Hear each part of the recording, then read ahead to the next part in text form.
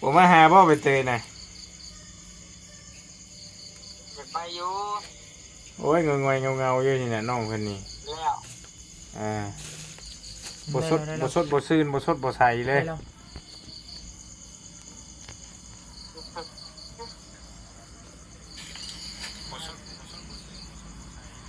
ใช่เหรอฮู้เลยดิฮู้แล้ว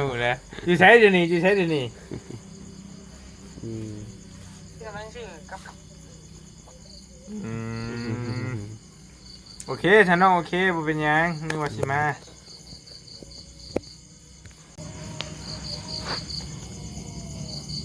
เงียบสัญญาณ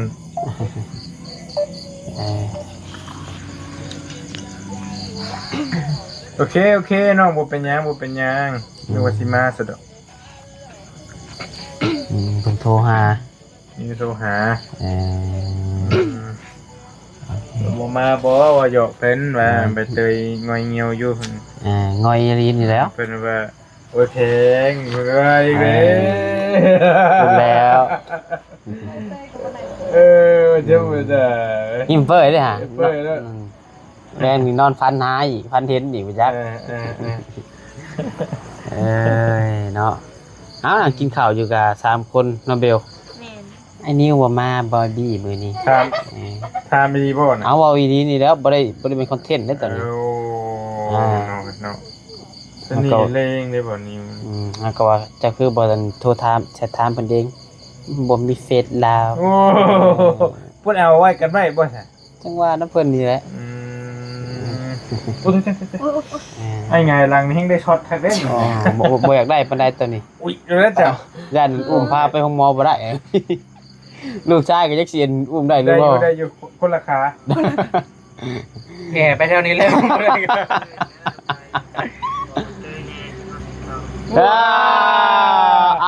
ให้มาอยู่เลย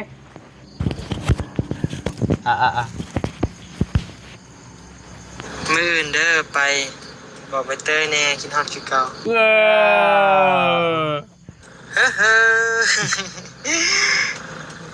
จำนะ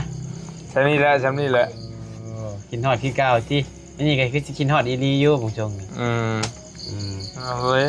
เอาประเทศเบิดมื้อเด้เนาะเอาพี่น้องไอ้เนาะทักทายสบายดีกันเด้อเพิ่นได้สบายดีกันช่วงเรื่อยๆเดินๆมื้อนี้ก็ได้มานั่งอยู่เพื่อนน้องโบน้องเบลอีกคือเก่าเหมือนนี้เนาะหลังจากกินข้าวแล้วโอลมกันนิดนึงเพื่อนจับไม่ให้จับบ่จับไม่ให้บ่อ้ายก็ได้นะเห็นอย่างน้อยอยู่ว่าสิถามจะอยู่ตัวสิลงบ่หั่นนะสิลงบ่จับมาก็ได้เดี๋ยวสิตั้งกันเทิงนี่เลยก็ได้ของน้องก็ได้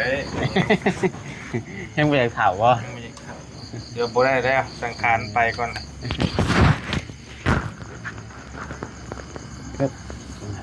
เนาะมื้อนี้อยู่กัน5คนมื้อนี้สบายดีเด้อน้องโอ้ยสบายดีเด้อสบายดีแหละกำแพงแพงเด้อเลยนิดนึงอีกอันนึงได้ไปหวัง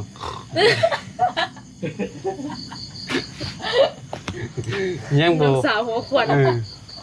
มันได้บีมากเลยว่าซีสิอ้อยบรรจุกับมันซุปอ้ายนะเห็ดหมูจูรูอยู่เนาะมันได้บีมากเลยว่าซีสิอ้อยได้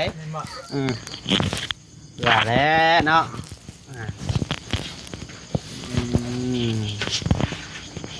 มาพี่ไม่ต้องติดหรอกจ้าโยนแม่คอยทำไมโยนให้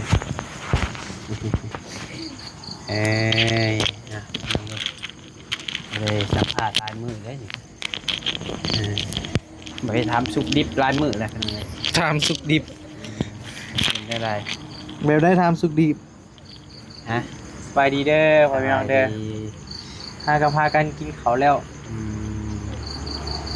ลองมานั่งดีๆไหมเ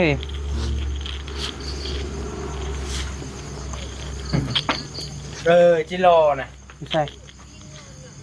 ใช่หาว่าปล่อยไปแล้วมันเขาใส่เลยโอ้ตัวใส่เราให้กันแล้วกันนี่กันได้พอดีพอจิโร่คลิป เอาหยุดกันเด้อโทรศัพท์เด้อน้องหลาเด้อมาแพงเลยอืม แนวได้ อืม เป็นแนวใดมื้อนี้ไปทางใด ขอยฮะ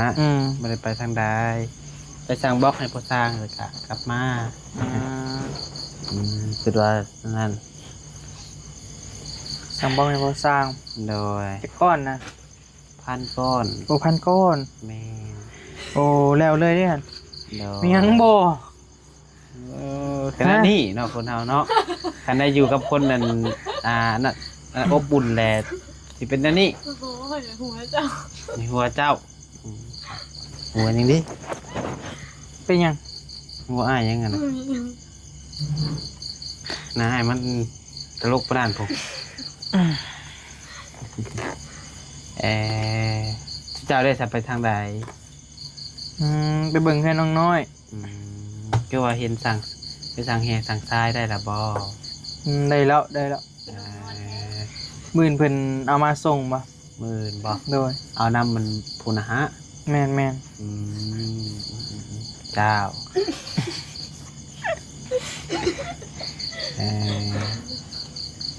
สั่งมาได้อะนะสั่งแนวรถบ่ ๆบ่อันละครึ่งเอาอันละครึ่งก่อนนะเพราะว่า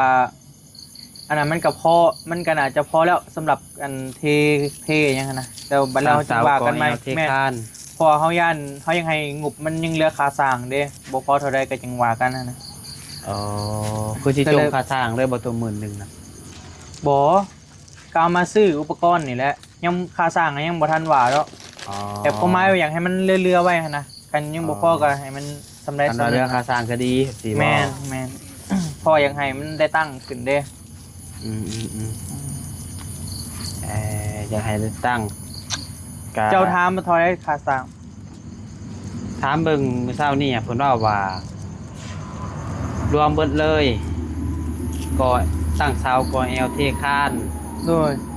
แล้วก็ทั้งม่างห้านแล้วก็ทั้งหาคนมายกเสาซอย10 ล้าน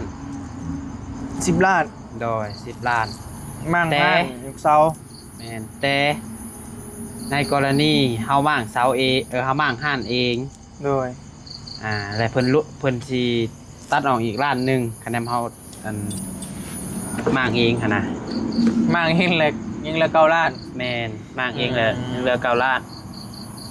แล้วก็คะแนนว่าเฮาหาคนมาย่อซอยเพิ่นมือตั้งเสาหา โดย เพิ่นลดให้อีกเสาละ150,000เสาละ150,000ก็คูณเอา9เสาเท่าใด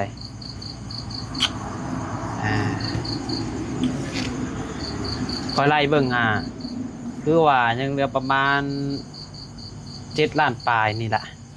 7 ล้านปลายก็เป็นเงินกับประมาณ10,000เฉพาะตั้งเสาเทคานนะคะแนนว่าเฮามั่างเองมั่างหันนี่ก็ มั่งเองเอาเสายังออกเองเบิดขุดเองอีก บ่ขุดนี่เพิ่นขุดเฮามีแต่มั่างซื่อๆน่ะ สร้างมาก มั่างออก กูยากที่มั่งสิ เนาะ ขีดก็ไม่ใส่เลยนี่ก็ได้นะพี่น้ำมันมาลาดขีดเลย บอกเลยว่า ไม่ยากหรอก เพราะว่ากะเพิ่นบวกเพิ่ม2อย่าง1มั่างห้านแล้วก็2คือเพิ่นหาคนมาย่อเสาเฮาแหละเพราะเพิ่นต้องได้จ้างเพิ่นว่าแต่ก็ถามเบิ่งน้องๆเพิ่นก็ว่าสิหาคนมาได้อยู่เพิ่นว่า หาคนมาไว้ได้มามั่งฮะ มาย่อ มาย่อ เสา มั่งได้ละบัดนี้ มั่างก็นี่แหละก็ถามกันว่าสิเฮ็ดได้บ่ถ้าจุเฮาโมคูแล้วกล้าว่าได้บ่มากเอง มั่งเองบ่ ก็สุดแล้วแต่ข่อยหักคันว่ามีหมู่เฮ็ดน้ำก็เฮ็ดก็พอได้อยู่มาก ได้อยู่แต่ว่าต้องมีค่าสร้างมาก่อนถึงกล้ามั่งของเพิ่น แม่น คันบ่มีมาเขาสิมั่งมันบ่ได้เฮ็ดเด้ พวกเองเลยเนาะ ต้องมีค่าสร้างก็ถึงกล้ามั่งหันนะ โดย เพราะว่าเงินน้ำข่อยนี่แน่นอนอยู่แล้วว่าซื้อเครื่องที่ว่ามาตั้งเสาอิหยังน่ะพอแล้ว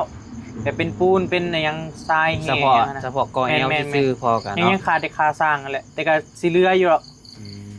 แต่เดี๋ยวมื้ออื่นพู้นแหละทรายเฮมากก็จึงสิสรุปให้ว่ายังเหลือเท่าใดยังขาดเท่าใดหั่นนะ อืม แต่ก็มันบ่พอดอกค่าสร้างนะบ่พอ ว่าไงคือขาดแต่ค่าสร้าง แม่นเพราะว่ามีค่าสร้างมากก็ดำเนินการได้แหละ ไล่เป็นตัวเลยคะแนนว่านั่นก็เฮากับให้สร้างมาเบิ่งหลายคนก่อนเนาะ แม่นแหละ คันว่าสร้างตัวนี้ถามว่ามันแพงบ่มันถือบ่มันก็ มัน สำหรับ สิ เรา ว่า บ่ ได้ ใช้กับว่ากับบ่ถึงขั้นว่าแพงแฮงหั้นนะแล้วก็บ่ถึงขั้นบ่ถือกับปานกลาง โดย บางคนก็ว่าพอจ้างอยู่บางคนก็ว่าแพงเป็นจังไง ว่าแต่ละเทื่อเฮาเคยจ้างก็ต้นละพันเขาสร้างเอาแต่ว่า อันนี้มันเป็นงานแก้บ่หรือว่าแนวใด มันได้มากได้ยังบ่ นั่นน่ะก็ได้มากนี่คิดว่า แต่มันก็บ่ยากดอกมากนะ นั่นแหละ มีแต่เอาคอนตีขึ้นไปใส่เลย ที่แต่แบบว่าเอาหลังคาออกเสาเก่าออกนะฟ้าออก เสานี่ก็ยากอยู่เอาออกนี่มันเป็นปูนเด้ บ่คันว่า ปูฝัง เสานั่นก็พอเฒ่าแล้วก็คือสิเป็นอยู่กับซอยแล้ว อืม ให้เราบอกแล้วก็ซอยแล้ว โดย คันว่าบ่อยากจ้างคันว่าคันว่ามีเงินจ้างเลยก็ดีคันว่าบ่ได้อีหลีก็ซอยกันนี่แหละมันก็น้องว่าใส่คิดว่าคือสิได้อยู่นะพี่น้องเอ้ยเนาะคันบ่ได้อีหลีก็โทรบ่าวต้ามาเราเป็นช่างอยู่ต้มเป็ดให้เรากินตัวหนึงก็คือสิได้อยู่ดอกบ่ซั่นก็ไอลี่ก็ได้ไอลี่เราอัน ตำออกเลยสับเซา มีขี่กับไผใส่เลยได้ซองบ่ลูกข่อย ชนเลยว่ะ มีแต่เจ้าซื้อน้ำมันมาเด้อพอเด้อมื่นเด้อ เดี๋ยวจัดการให้ บ่ย่างนะเฮ้ยมั่งนะ แม่นมากบ่ยาก แม่นย่างนี่บ่ย่างอายุมั่งนะ เนาะซอยกันเนาะ บ่มีปัญหาตอนนั้นนะ แม่นแหละ พอแต่พ่อมือใด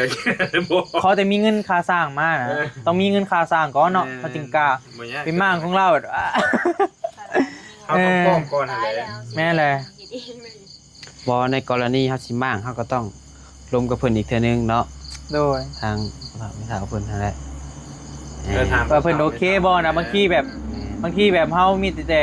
เทคานตั้งเสาไว้เนาะคันบ่มีงบก็เพิ่นสิว่าได้นะ ในกรณีสมมุติว่าเฮาก็สิบอกเพิ่นว่า โดย สมมุติว่าเฮาเฮ็ดได้แต่ซ้ำนี้เด้ โดย ชูเจ้าสิว่าแนวใดบ่ได้เครียดบ่ได้หายกิน แต่ก็ล้มแน่แล้วเราอะเราว่าสิเข้ามาขายอยู่นี่โตเทนนังหนา ได้ลมแล้วบ่ อืม อืม สิมาขายอยู่นี่แล้วเราอะ อ่า โตในวังข้างหน้า เพราะว่าเฮาก็ต้องร่วมเพิ่นให้เขา โดย เข้าใจ สิล้ม เนาะ อีกบันนึงหั่นนะ แม่นว่ามื้อสิเฮ็ดมื้อสิมางอีหลีว่าสมมุติว่ามันบ่แล้ว โดย เฮาก็ซอยได้แต่ซ้ำนี้เนาะคัน โดย บ่ได้อีหลีหั่นน่ะเพิ่นเอ้ยแล้วก็ต้องบอกเพิ่นก่อนย่านจอยเพิ่นว่าสิเฮ็ดให้เพิ่นแล้วหั่นนะ แม่นแหละ เฮ็ดให้เพิ่นแล้วเลยหั่นนะ ย่าง มีแต่ว่า คนช้ำเนาะ แม่นมีแต่ว่าโบกับเบลก็บอกไม่เท่าตืมว่ามันเป็นแบบนี้อธิบายให้เพิ่นฟังหั่นน่ะเนาะถ้าว่ามันบ่แล้วก็จำเป็นส่วนเรามีแต่เสากับซี่กระเดอยู่หั่นแหละคือว่าคะแนนว่าได้มุ่งก็ ก็ดี โดยก็เบิ่ง ก็ได้ ตามคือฮู้หั่นแหละเพิ่น โดย ว่าบุญเฮาสิฮอดไสพี่น้อยมันเสี่ยงว่าซั่นซะในการที่เฮาสิมั่งนั้นมันบ่แม่นแบบว่า สมมุติว่ามีมาคือน้องน้อยซะตัวอย่างเนาะปุ๊บมาแบบ100,000แบบสินะมันก็จัง ก็สิได้กันเนาะ ที่เจ้าเห็นนั่นแหละน้อง เนาะ เด็กก็น้อยๆแล้ว แม่น เวลกันอาจจะฮู้อยู่ว่าไปนำกันเด้โอ้นั่นแหละ อาจจะบ่ได้เลยก็มี แม่แหละ อาจจะได้ช้า บางทีก็อาจจะได้สำนี้นะ แม่อาจจะได้ เพิ่นก็เพิ่นซอยสำนี้ก็โอ้หลายหมื่นบาทเลยได้หั่นน่ะ แม่น ตายเฮียงแล้ว คันรวมกันกะห่วยกับ หลาย ก็แล้วแต่บุญแต่วาสนาเฮาสันซะแล้วแต่เฮาคืออันล่าสุดนี่เราบ่ได้เห็นเคสหนึงหวังแรงนี่ก็ผู้ใหญ่ผู้ซอยตั้งแต่3-4 ปี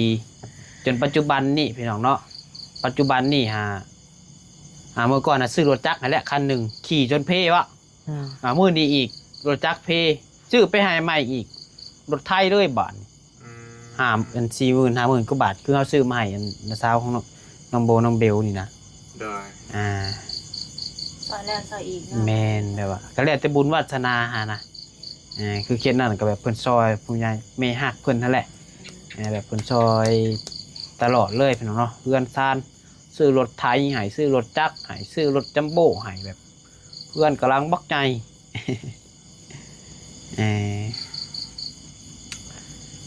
แต่ว่าถ้าเบิ่งเนาะคือว่าง่ายกับบอบบี้นะ ตอนนี้หันยังบ่มีค่าสร้างเนาะ แม่น อ๋อ ซื้ออุปกรณ์น่ะพอแล้ว อ่า พอสบอันน่ะได้ตั้ง โอ ตั้งเสาเทคานนั่นแหละ โอเค เดี๋ยวมื้ออื่นสิสรุปให้ฟังว่าเงินยังเหลือเท่าใดยังขาดเท่าใดนั่นนะเดี๋ยวค่อยสิสั่งมาแห่กับทรายมาก่อน ได้ยินเพิ่นว่าเพิ่นบอกเจ้าอยู่บ่วันมื้อนี้ ไผ ให้ทรายเพิ่นสิมาส่งจังโมง คือว่า4:00 นบ่มอนะก็งงอยู่เด้ ว่าเนาะเห็นว่า หาเพิ่นสิออกไปหาแก่มาหาประมาณ 4 โมงเพิ่นออกแต่เฮือน แม่นบ่ อ่า ฮอดนี้ก็5-6 โมงแล้ว 6 โมงเช้าแล้วเพิ่นสิ มีแต่ เพิ่นว่าน่าจะฮอดนี้เพิ่นว่านะ มีแต่เจ้าอยู่กับปลุกแม่ปลุกเขาเฒ่าแล้วลงใส่กระทำแล้ว บ่แม่เฒ่าเพิ่นตื่นแต่เช้าอยู่ มีแต่เงินหาบ่ยากเดี๋ยวข่อยโอนจ่ายเพราะว่าอันนั้นก็เสี่ยวบอบบี้แหละพ่อพี่น้อง อืม ลืม อืมเนาะ จะเชี่ยวเนาะ รวยไปแล้วเสี่ยว ก็ถามเพิ่นอยู่ส่งถามเพิ่นก็ว่ามื้อน่ะเพิ่นสิมาส่งให้ทางนี้ก่อนเพิ่น3เที่ยวเพิ่นสิไป3ทางหั่นน่ะเพิ่นก็เลยว่าย่ามันบ่ทันเพิ่นสิมาส่งให้น้องโบแล้วก็สิไปทางอื่นนํเพิ่นน่ะ ก็เลยว่าตื่นเช้าอาชีพขับรถเบิ่งคือว่ามันง่ายแต่ก็บ่ได้ง่ายเด้เนาะ เว แฮง ลา ตื่นดึกลูกเช้ากว่าเฮาอีก แข่งกับเวลา เพื่อเพิ่นไปแก่มาแต่สวรรค์ อันตรายอีกบางทีตีนรถหัวตีนรถแตกอีกก็ซ่าอีกนะ เอาใจลูกค้าอีกเด้ต้องให้ทันเขาอีกเด้ บ่มีหยังง่ายอีหลีเนาะชี ทัน วิต เวลาเขาอีกเด้ เบิ่งคือแบบว่าเพิ่นขับรถโอ้คือสิอยู่แต่ในห้องเอกสบายอยู่ดอกสินะแต่ว่าความเป็นจริงบ่เลยพี่น้องเอ้ยตื่น ยากอยู่ ตื่นเช้ากว่าเฮาอีกติ แม่นแหละ 4 โมงเช้าอ๋อต้องเฮาเลยยังอันบางคนยังบ่ทันนอน อืม กำลังนอนอ่ะ อันนี้กันนอน2-3 โมงแม่นบ่ กำลังนอน4 โมงไงน่ะ นอนเศร้านี่เนาะ บางคนมันแหละชีวิตคนเราบ่คือกันเนาะ โดย บางคนก็ตื่นแต่เช้าไปหาเงินบางเทื่อก็ได้มื้อละแสน2แสนก็ยากบางคนตื่นนั่น4-5 โมงแรงก็ได้มื้อละล้านมันชีวิตคนเฮามันบ่คือกันพี่น้องเอ้ยบางคนก็ตื่นเช้าก็บ่แม่นว่าสิได้เงินหลายเสมอไปคนตื่นสวยก็แม่นว่าสิบ่ เลี้ยวไปทางนี้บ้านอ่ะเนาะ ยังเดี๋ยวดีกว่ายัง ตั้งเซ่ได้ดีเลยเห็นบ่ โอ้ยโอ้ขึ้นฟีดป่ะน่ะ นะ จะได้น่ะ โอ้ขึ้นฟีด บ่นี่นะนี่ โอ้นี่บอกโอ้เดี๋ยวว่าเบิ่งพี่นะ โอ้ดังก็น่ะ โอ้ไปเยี่ยมไปเฮือนไปเตยพ่อนี่ โดย โอ้อันนี้บ่เฮือนเพิ่นน่ะเฮากะเคยเห็นนั่นแหละเฮากะ บ่ ทางลงสวนสุจะไปบ้านนี่หั่นแหละ เออ เขียวอยู่บ่ให้ จักแล้เลยเนาะหาก็ได้300คนเบิ่ง อ๋อ เช้านาที เช้านาทีเลย 21นาทีเลย โอ้ยดำกลืออันนี้โอ้ย เบิ่งครอบครัวสุขสันต์เด้อ มันยังบ่ทันขึ้นฟีด ครอบครัวสุขสันต์เห็นบ่ครอบครัว ใช้เพิ่นเบิ่งตัวนั้นอยู่บ่จักเนาะ 25นาที1,000ตัวนี้ โอ้ ธรรมดานี่ธรรมดานี่ ยอมแล้วสารยอมแล้วยอมเพิ่นแล้วตัวนี้ยอมครอบครัวสุขสันต์แล้วครอบครัวก็เจ้าน่ะครอบครัวเริ่มอยู่บ่เป็นสุขแล้วเจ้า เริ่มอยู่เป็นชุกแล้วเอาเป็นยังไงเนาะมีแต่ว่าถ้าเบิ่งน้ำกันอีกเท่านึงเนาะแนวใดก็ได้เป็นว่าสิเป็นแนวใดเรื่องห้านน้องโบสิสมหวังหรือผิดหวังสิสำเร็จหรือบ่สำเร็จเนาะได้สำได้ก็เอาสำนั้นน้องโบเนาะหาเงินมากันว่าบ่แล้วก็หาเงินมาต่อเติมเอาเป็นยังไง กูเข้ามาก็ได้เบิ่งกะมันพอๆหลังคาก่อน อืม ชวนตูอ้ายคิดว่ายามผลครับ แม่นแห ให้ ละ มันวิทย์ก่อนเนาะ แม่ใจเย็นก่อน อ่า ใจเย็นก่อนซื้อเครื่องมาไว้ก่อนก็ คันดามีสิเนาะ แต่ว่าเอากระทำคร่าวๆก็ได้อยู่เรื่องค่าส่งค่าสร้างไปทางไงพอฮู้หั้นนะแต่ว่ามันกับสำหรับไอ้ว่าอันถึกหรือแพงซะนะ อันเฉพาะเราเฮ็ดซื่อๆเท่าใดเฉพาะโบเกี่ยวกับมั่ง เฮาไรเบิ่ง11,000ต้องจุด11,000 มันก็แพงอยู่นิดนึงเนาะ แพง อืม กันเลย เขาบอกอันนี้เขาบอกฮู้ว่าแพงหรือถือเพอเขาเคยจ้างต้นละพันนะ เคยจ้าง ความรู้สึกเขาสำนั่นนะ แม่น มันก็เลยแบบ มันจะเดือนกัน สิว่าได้ 2,000 อืม รายเสียเดือน2,000 แต่ก็อันนี้มันก็อยู่ในเมืองได้มันก็ต่างกันอันนั้นก็สร้างเขาเองเนาะสร้างแบบเขาเคยเฮ็ดนํกันนะ จะดินกันหน่อยนึง แม่นเลย อันนี้ก็ยังบ่ได้ว่าสิตกลงเอาสร้างนี่ดอกพี่น้องเอ้ยพอเฒ่าเพิ่นนั่นแม่นพอเฒ่าเพิ่นให้มาเบิ่งซื้อพอเห็นว่าบอบบี้ถามบ่ ถามอยู่ เพิ่นนั่นพี่น้องเอ้ยเพิ่นก็เลยว่าโอเคเดี๋ยวไปหามาเบิ่งให้ได้ยินเบาต้าก็เสนอมาอยู่ว่าสร้างแจ้งเพิ่นหั่นนะ สร้างแจ้ง สงสัยสิเฮ็ดสอดแจ้งอยู่จ้ะ มีน้องโกมมาสั่ง คือว่าอยู่น้อง โก โก ง ม ไกลอยู่เนาะโกงเนาะ เที่ยวได้อยู่น้องโกมเนาะธรรมดา ได้อยู่มันการธรรมดา 10 นาที กันมาพอช่างชิไกเนาะ โอ้การเพลงก็ทำ เขาสร้างนี่กับบ้านน้องน้อย อะไรที่แย่แล้ว ซ้ำๆกัน บอกไกลเกือบอยู่ในพี่ลงมาพี่ มันอยู่ระหว่างครึ่งได้ เราไปบ้านน้องน้อยกับครึ่งหนึ่งมานี่กับมาเซนูก็เยอะกว่าครึ่งแต่ว่าเซนูใกล้กว่า ไกลกว่าจังน้อย ใกล้กว่าน้อยหนึงอันนั้นมันก็แหวกเข้าไปอีกเด้ดงเห็นกะ กะนี่ทึนก่อนจังคุยกัน โดย แม่นเลย อันนี้คือรวมเกินไว้สั้นๆไปหน่อยเนาะคร่าวๆตอนพอช่างเขาก็คุยกันง่ายเอาไปลงกันเด้ แม่นเลย แต่แล้วแต่ว่าเอาใครกับบุ้ยปัญหาแล้ว โดยก็แล้วแต่เจ้าของเงิน คือเฮากะคือน้องบ่ใส่ก็ยังบ่ได้มีเพียงงบเรื่องห้านเรื่องหยังก็ได้มีแต่ คะแนนนะคะแนนบี้เต็มๆเลยนี่นะ จะนำน้องเคยเพิ่นพี่น้อง เต็ เนาะ มเลย ให้เพิ่นทำคะแนนซะ ได้คะแนนเต็มเลย น้องบ่ใส่ก็ทำคะแนนตัวอื่นพี่น้องเนาะ จะก็ได้เลยเด้ส่งขอเสียกัน นะ คะแนนหลายเติมเลยนะ แม่นบ่ ยังกระเซล บ่เอาบ่ได้มักเนาะ อ๋อโอเค มันสิยืง ตอนนี้ได้สัก ฮะ ยืงแล้ว บ่เอาโอเคมีแต่ว่านั้นแหละเด้อเดี๋ยวมื้ออื่นจังว่ากันสิเป็นจังได๋นำเดี๋ยวมันดึกดื่นกันทางน้องๆเพิ่นอยากอาบน้ำอยากนอนพี่น้องเอ้ยเอาสบายดีเด้อ บายดีเด้อ